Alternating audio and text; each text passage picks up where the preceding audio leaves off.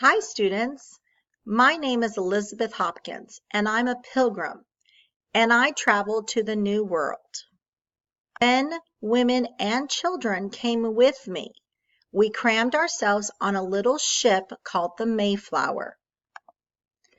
We came for religious freedom. We were being persecuted in England, and we wanted a new home for ourselves where we could worship freely.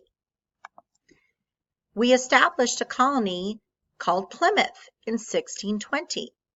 Pilgrims are people who make a religious journey, like myself.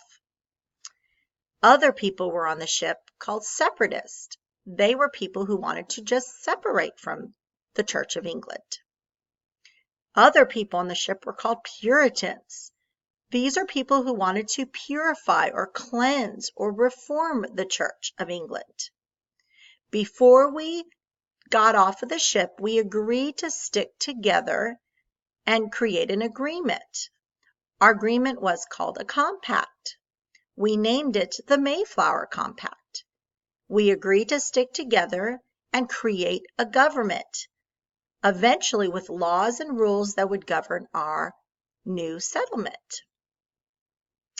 Now, our first winter was very tough, and many of us did not survive. Thanks to the Native Americans who helped us learn to till the soil and to plant crops like maize, or we call it corn, we were able to survive.